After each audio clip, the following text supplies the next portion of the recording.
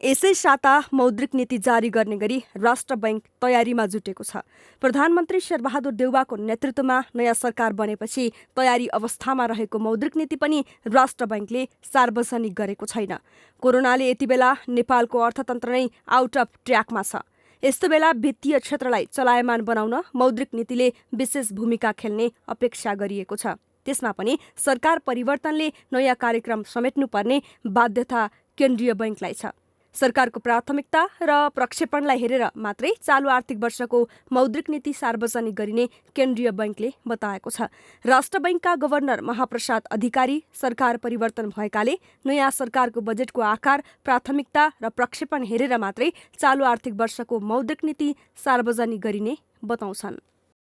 सरकार परिवर्तन भइसकेपछि पहिले अध्यादेश मार्फत आएको बजेटमा केही रिभिजिट हुने र बजेटको साइज, बजेटको प्राथमिकता, ग्रोथको प्रक्षेपण आदि इत्यादि कुरा फरक हुँदाखेरि हाम्रा मोनिटरी एग्रिगेटहरू डेफिनेटली फरक पर्ने।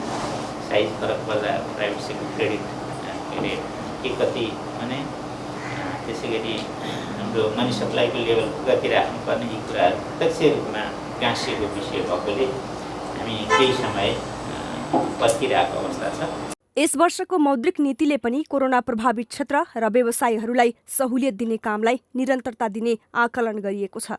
कोरोनाको तेस्रो लहर समेत आउने सम्भावना रहेकाले कोरोनाको रोकथाम, नियन्त्रण र व्यवसाय टिकाउनका लागि सरकारले सहुलियत दरमा ऋण दिने कामलाई नै प्राथमिकता दिने अवस्था अहिले कायमै रहेको छ। त्यही अवस्थालाई मध्यनजर गर्दै नीति आउने गभर्नर अधिकारी बताउँछन्। अधिकारीका अनुसार व्यापार घाटालाई कम गर्न विलासिता र अनावश्यक वस्तुहरूको आयातमा रोक लगाउने तथा आयात प्रतिस्थापनका लागि सञ्चालनमा आएका व्यवसायलाई कर्जा प्रवाह गर्ने नीति आउनेछ। आयात जुन किसिमले सर्च भइरहेछ त्यसमा पनि कोभिडको बिचमा पनि यो लेभलको आयात भइराख्दाखेरि नर्मल सर्कमस्टान्सेसमा यो आयातले चाहिँ हामीलाई अलिक धान्नै नसक्ने स्थितिको बनाउने हो कि भन्ने कुरो हामीले देखिरहेछौँ, जसको चाहिँ एउटै सोल्युसन ट्याक्कै त केही छैन। अब हामी विभिन्न अरू अन्तर्राष्ट्रिय सन्धि सम्झौतामा पनि एङ्गेज भइरहेको अवस्थामा र हाम्रो कल्चर, हाम्रो चाहिँ उपभोगको प्रवृत्ति, यी सबै कुराले गभर्न गरिरहेछ यसमा र अहिलेसम्म धेरै हदसम्म धानेको प्रिपरेसनले नै छ, रेमिट्यान्सले नै छ। विज्ञहरू पनि व्यापार घाटा बढ्दो अवस्थामा रहेकाले त्यसलाई न्यूनीकरण गर्दै लैजाने उपायको खोजी गर्न राष्ट्र बैंकलाई सुझाव दिन्छन्।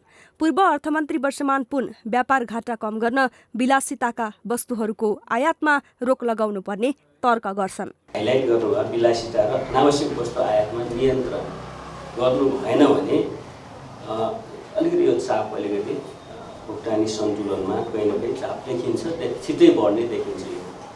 यो कुरोमा चाहिँ सही ढङ्गले नै नीतिगत व्यवस्था होस्, यसमा सतर्कता होस्। त्यस्तै कतिपयले भने कोरोनाले थरिएको अर्थतन्त्र बचाउन 1 करोडभन्दा माथिका ऋणीहरूलाई ब्याजदरमा सहुलियत दिन नहुने तर्क गर्दै आएका छन्। मुलुकको अर्थतन्त्र सुदृढ गराउन ठूला व्यापारीलाई कडाई गर्नुपर्ने सांसद तथा अर्थ समितिका सभापति कृष्णप्रसाद दाहालको भनाइ छ। ठूला उद्योगीहरूलाई सहुलियत दरको ब्याजमा कर्जा प्रवाह गर्दा मुलुकको अर्थतन्त्र धराशायी हुने उनी बताउँछन्। साना 1 करोडसम्मका ऋणीहरूको हकमा चाहिँ ब्याज दर जे हो त्यो हामीले सहुलियतै दिनुपर्छ। 1 करोडभन्दा माथिको ब्याज दर चाहिँ पारदर्शी ढङ्गले सूचना प्रकाशित गरेर ठुला ऋणीहरूको निम्ति चाहिँ नेगोसिएसनमा आधारित हुन पाइयो भनेदेखि चाहिँ पेश हुन्थ्यो कि। आर्थिक स्थायित्व कायम राख्दै आर्थिक क्रियाकलाप विस्तारमा सहयोग पुर्याउन केन्द्रीय बैंकले हरेक वर्ष मौद्रिक नीति ल्याउने गरेको छ। कोरोनाले अर्थतन्त्रमा नकारात्मक प्रभाव पारेका कारण मुद्रा प्रदाय, कर्जा र ब्याजदरको व्यवस्थापन मार्फत आर्थिक स्थायित्व कायम राख्दै आर्थिक वृद्धि तथा रोजगारी सिर्जना गर्न केन्द्रीय बैंकलाई चुनौती छ। नेपाल राष्ट्र बैंक ऐन 2058 जारी गरिएपछि आर्थिक वर्ष 2059-60 देखि केन्द्रीय बैंकले प्रत्येक वर्ष सरकारले बजेट पारित गरे लगत्तै त्यस अनुकूल हुने गरी मौद्रिक नीति सार्वजनिक गर्दै आएको छ।